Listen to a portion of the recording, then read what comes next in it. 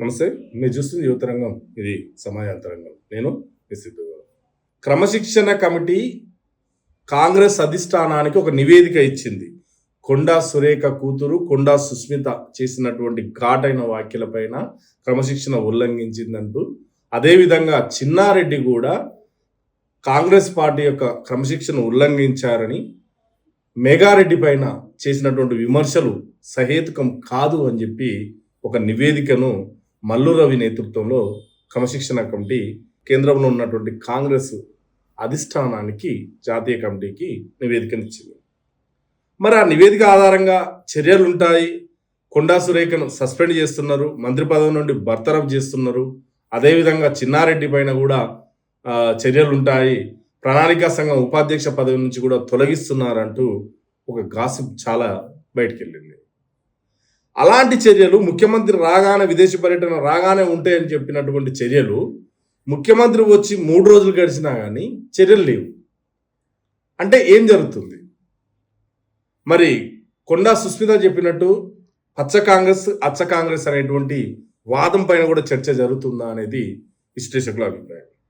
నిజానికి రేవంత్ రెడ్డి ఇచ్చేటువంటి ప్రాధాన్యతలో తెలుగుదేశం నుండి వచ్చినటువంటి కాంగ్రెస్లో చేరినటువంటి నాయకులు ఎవరైతే ఉన్నారో వాళ్ళకు ప్రాధాన్యత ఇస్తూ ఒరిజినల్ కాంగ్రెస్ నాయకులకు అన్యాయం జరుగుతుందని చెప్పినటువంటి కొండా సుస్మిత వ్యాఖ్యల పైన కేంద్ర జాతీయ స్థాయి కమిటీలో ఉన్నటువంటి కాంగ్రెస్లో ఒక చర్చ జరుగుతుందనేది సీనియర్ నాయకుల అభిప్రాయం. మరి అలాంటి చర్చ జరిగినప్పుడు కొండా సురేఖ పైన చర్యలు ఉంటాయంటే ఉండవు. అలాంటి చర్చ జరిగినప్పుడు చిన్నారెడ్డి పైన చర్యలు ఉంటాయంటే ఉండవు. కానీ ఇక్కడ ఒక ఇంపార్టెంట్ విషయాన్ని గమనించాల్సింది ఏంటంటే, సీఎం పైనే అంత పెద్ద వ్యాఖ్యలు చేసినప్పుడు, సీఎం టార్గెట్గానే విమర్శలు గుప్పించినప్పుడు మరి చర్యలు ఉండకపోతే కాంగ్రెస్ కార్యకర్తలు కూడా సీఎంను విమర్శించేటువంటి అవకాశం ఉంటుంది కదా. మరి అప్పుడు క్రమశిక్షణ అనేది అసలు పార్టీలో ఉంటుందా? ఉండదు. పిసిసి అధ్యక్షుడు మహేష్ గౌడ్ చెప్తున్నటువంటి చర్చను కనుక చూసినట్లయితే కొండా సురేఖ పైన, చిన్నారెడ్డి పైన చర్యలు ఉంటాయని చెప్పకనే చెబుతున్నాడు.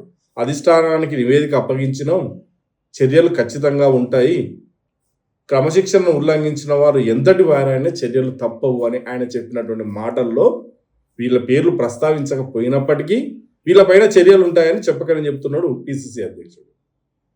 మరి కర్ణాటకలో బట్టి విక్రమార్క, ఖర్గే గారిని కలిసినటువంటి సమావేశాన్ని కనుక చూసినట్లయితే రేవంత్ రెడ్డి పైన గుర్రుగా ఉన్నటువంటి అసమ్మతి నేతలు, ఒరిజినల్ కాంగ్రెస్ నేతలు ఎవరైతే ఉన్నారో వాళ్ళ యొక్క వాయిస్ను ఖర్గేకి తెలియజేసినట్లు మనకు తెలుస్తుంది. ఖర్గే ఒరిజినల్ కాంగ్రెస్ కార్యకర్తల వాయిస్కి బలం చేకూర్చాలా, లేదంటే అధికారం ఉన్నటువంటి కాంగ్రెస్లో సీఎంగా ఉన్నటువంటి రేవంత్ రెడ్డి పైన ఆ పదవిని గౌరవిస్తూ ఆ పదవిని టార్గెట్ చేసేటువంటి వ్యాఖ్యలు ఏవైతే ఉన్నాయో పార్టీ క్రమశిక్షణకు అవి ఉల్లంఘించినట్టు అవుతాయి కాబట్టి వాటిని బేస్ తీసుకోవాలనేటువంటి ఆలోచనలో ఖర్గే ఉన్నట్టు తెలుస్తుంది. అందుకే ఈ చర్చ కూడా నడుస్తుంది. దీనికి తోపాటు చర్యలు తీసుకోవడానికి వెనుకడుగు వేస్తున్నారు. దీనికి తోడు బీసీ మహిళా మంత్రి పైన చర్యలు తీసుకుంటే బీసీలకు అధిక ప్రాధాన్యత ఇస్తున్నామని చెప్తున్నటువంటి కాంగ్రెస్ రేపు ఏం సమాధానం చెప్పాలి బీసీ మహిళను తొలగించుతున్నప్పుడు అని చెప్పి ఒక ఆలోచనతో కూడా వెనకడుగు వేస్తున్నట్టు తెలుస్తుంది. దానికి తోడు రాజగోపాల్ రెడ్డి లాంటి వ్యక్తి కూడా కాంగ్రెస్ పైన అప్పుడప్పుడు విమర్శలు చేస్తున్నాడు.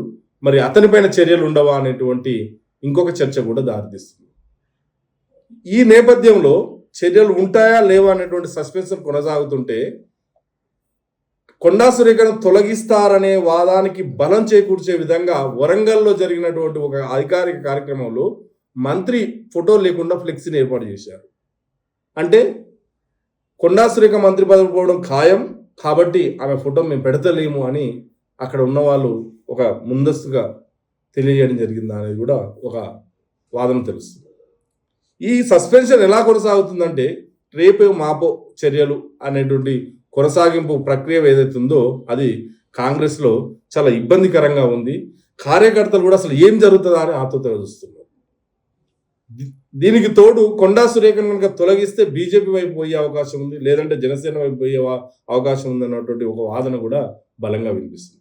చూద్దాం కాంగ్రెస్లో క్రమశిక్షణ కమిటీ ముందుకెళ్తుందా, లేదంటే సస్పెన్షన్ కొనసాగిస్తూ చర్యలకు వెనుకడుగు వేస్తుందా, అది త్వరలో తెలుస్తుంది. నమస్తే.